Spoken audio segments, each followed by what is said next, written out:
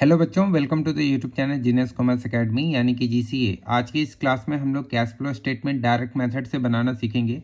जैसा कि आपको पता ही होगा, कैश फ्लो स्टेटमेंट दो तरीके से बनता है। एक तो डायरेक्ट मेथड से बनता है और एक indirect method as per accounting standard 3। ज़्यादातर cash flow statement indirect method से ही बनाने के लिए आता है एग्जाम में, लेकिन कुछ कुछ डिपार्टमेंटल एग्जाम्स में या फिर बीकॉम के एग्जाम में cash flow statement direct method से भी बनाने के लिए आ जाता है। तो मैंने सोचा कि क्यों ना इस पे भी एक वीडियो बना दिया जाए। तो आइए चलिए शुरू करते हैं और जानते हैं कि cash flow statement direct method से कैसे करके बनाया जाता है। जब कभी भी हम लोग cash flow statement direct method से बनाएंगे तो ये जो फॉर्मेट है, ये फॉर्मेट आपको इस्तेमाल करना है। इसमें सबसे ऊपर जैसे लिखना है calculations of cash flow from operating activities. अब आप कहेंगे कि कैश फ्लो में जो है, कैश फ्लो स्टेटमेंट में तीन तरह के एक्टिविटीज़ होते हैं। एक तो ऑपरेटिंग होता है, एक इन्वेस्टिंग होता है और एक फाइनेंसिंग होता है।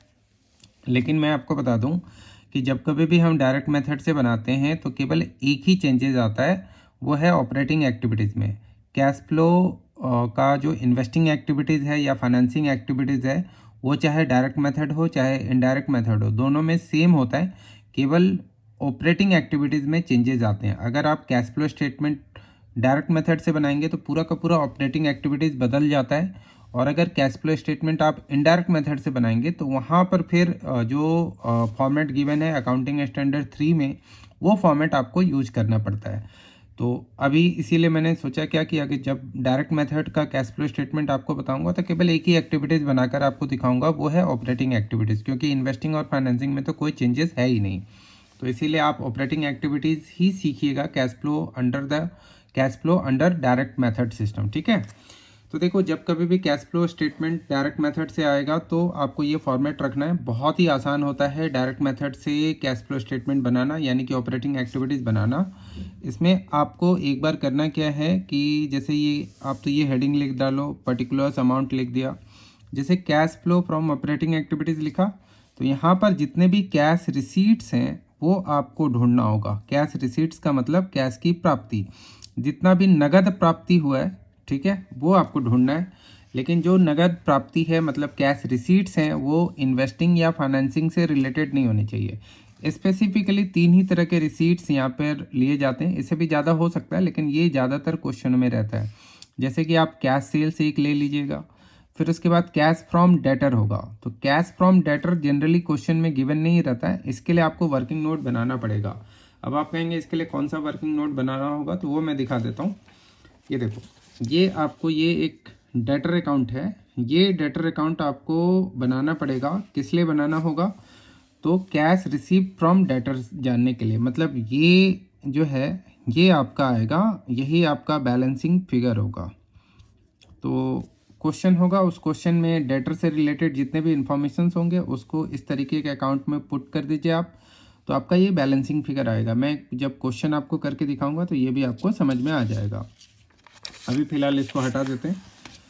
तो यहाँ देखो कि cash flow from operating activities लिखा, उसके बाद ऑपरेटिंग कैश रिसीट्स यहाँ पर लिखा। तो कैश रिसीट्स क्या हो सकते हैं, ऑपरेटिंग कैश रिसीट, इन्वेस्टिंग या फाइनेंसिंग वाले कैश रिसीट नहीं।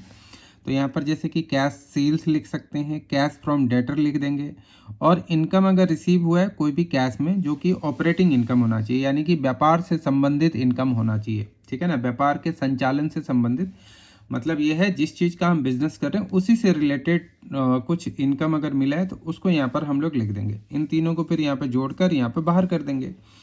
इसके बाद जैसे देखिए, ये है, ये हो गया, इसको हम लोग क्या बोलेंगे, ग्रॉस कैश रिसीट्स, मतलब इतना हमें कैश प्राप्त हो गया। ए पॉइंट इसको डाल दिया। बी पॉइंट में ऑपरेटिंग कैश पेमेंट लिखना है। तो यहाँ पर जितने भी कैश पेमेंट्स किए हैं हम लोगों ने बिजनेस को चलाने से संबंधित, जैसे कि कैश परचेज किया होगा, goods purchase, cash paid to creditor, तो ये मेन इंपॉर्टेंट रहेगा। और इसके लिए भी फिर आपको एक अकाउंट बनाना पड़ेगा। ये जो अकाउंट है ये है क्रेडिटर का अकाउंट। तो ये क्रेडिटर अकाउंट आपको बनाना होगा और यहाँ से आप निकालेंगे कि कितना कैश हमने पे किया है क्रेडिटर को। मतलब ये सब इन्फॉर्मेशन होगा, इस इन्फॉर्मेशन को आप पुट कर दीजिए और बैलेंसिंग फिगर आपका ये निकलेगा। ठीक है, आगे क्वेश्चन आएगा तो मैं उसमें समझा दूंगा ये आपको आगे।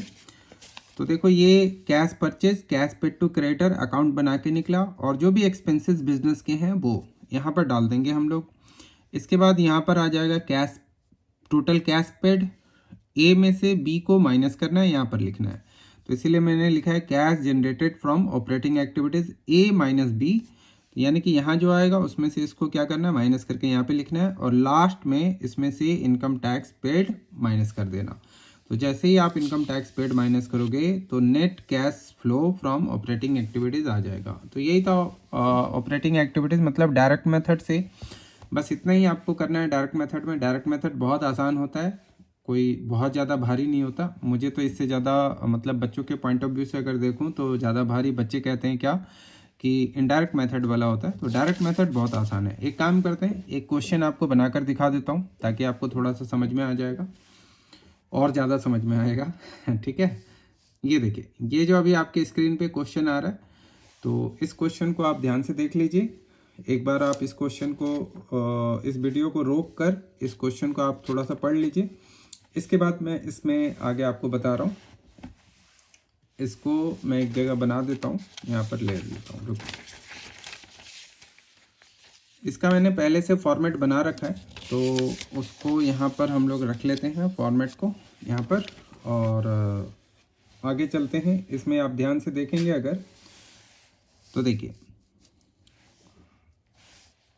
इसमें सबसे ऊपर में जो दिया हुआ है वो क्या दिया हुआ है कि कैश सेल्स ऑलरेडी गिवन है। फॉर्मेट मैंने पहले से ही लिख रखा है यहाँ पर। एक मिनट, कॉपी ठीक कर लेता हूँ। ये देखिए, सबसे पहले यहाँ पर ऊपर में ही दिया हुआ है कैश सेल्स, तो आप यहाँ पर सीधे सीधे इसमें कैश सेल्स लिख सकते हैं। मैं दूसरे कलर का पेन ले लेता हूँ।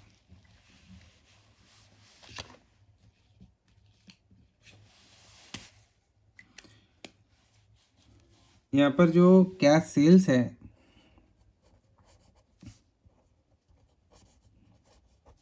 कैश सेल्स है 2,40,000, तो इसको यहाँ पर हम लोगों ने लिख लिया 2,40,000। इसके बाद आप देखो कैश रिसीव्ड फ्रॉम डेटर पे दिया हुआ है, तो यहाँ पर हम लोग लिख लेते हैं कैश फ्रॉम डेटर, कि डेटर से कितना कैश आया वो भी आप लिख सकते हो यहाँ पर, तो लिखना ही है, लिख के आ सकते हो। और इसके बाद आप और भी ढूंढें यहाँ पर, तो आपको तीसरा चौथा में देखिए कमीशन रिसिव्ड है, तो उस कमीशन रिसिव्ड को भी यहाँ पर हम लोग लिखेंगे। तो कमीशन रिसिव्ड आ जाएगा एक। कमीशन रिसिव्ड इस क्वेश्चन में आप देखिए कितना है कमीशन रिसिव्ड, आपको स्क्रीन पे दिख रहा होगा। तो जैसे 40,000 है तो 40,000 लिख दिया यहाँ पर।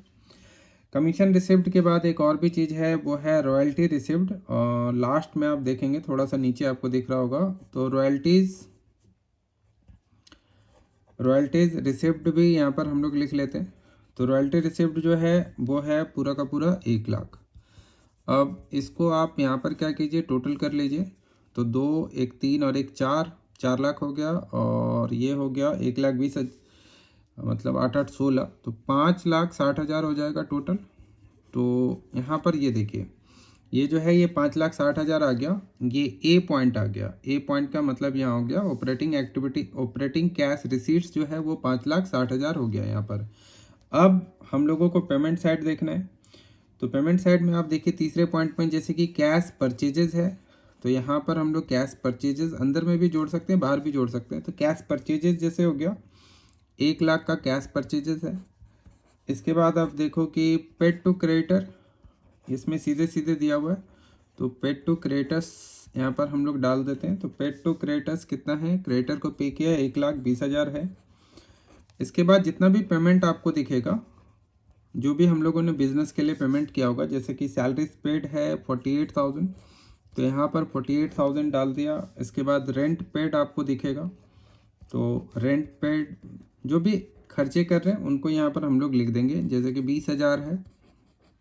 इसके बाद जो है रॉयल्टी तो रिसिव्ड था, वो नहीं है, और भी कुछ देख लेता। हाँ, ऑफिस एक्सपेंस पेड है, तो यहाँ पर ऑफिस एक्सपेंसेस पेड ये आपको दिखेगा रॉयल्टी रिसिप्ट से ऊपर। I think office expenses paid है, उसको भी आप यहाँ पर लिख दोगे 16,000। और तो कुछ दिख नहीं रहा है, तो इनको अब आप जोड़ लो। तो इनको जब आप जोड़ोगे, मैं थोड़ा ऊपर कर देता हूँ, देखिए, तो 8 6 14 हो गया, और ये 4 2 6, 6 2 8, 9 10, 2 1 3, ये आ जाएगा, इसको नेगेटिव कर देना, 3,04,000। इसके बाद आप देखें यहाँ पर आप अंडरलाइन कर लीजिएगा, ठीक। इसमें से इसको माइनस कर दो, तो इसमें से जब हम लोग इसको माइनस करेंगे तो ये हम लोगों का आ जाएगा 2,56,000। और इसके बाद 2,56,000 में से हम लोगों को लेस करना है इनकम टैक्स पेड। तो इनकम टैक्स पेड जो है एक काम करते हैं कि इनकम टैक्स पेड हम लोगों ने किया है 52,000 और उसमें 8,000 का रिफंड हमें मिल गया। तो 8,000 का अगर रिफंड मिल गया तो अल्टीमेटली हम लोग इसमें से 44,000 माइनस करेंगे। तो 44,000 माइनस कर देते हैं। तो जैसे ही आप इसमें से 44,000 माइनस करेंगे तो 2,12,000 आएगा। और जो 2,12,000 आएगा उसको हम लोग कहेंगे कैश जनरेटेड। नहीं दिख रहा, ये cash generated before extra ordinary item भी लिख सकते हैं, cash generated before extra ordinary item भी लिख सकते हैं, क्योंकि ऐसा मैं इसलिए कह रहा हूँ यही आंसर होता। लेकिन इसमें एक और भी चीज़ है, वो है इंश्योरेंस क्लेम है अर्थक्वेक का, तो उसको हम लोग फाइनली ऐड कर देंगे यहाँ पे। तो insurance claim for earthquake shortcut लिख देता हूँ, ठीक है। तो यहाँ पर ये 1,00,000 रुपया इसमें हम लोग ऐड कर देंगे। तो यहाँ पर जो है पॉजिटिव आंसर आया 3,12,000। तो इसको हम लोग बोलेंगे नेट कैश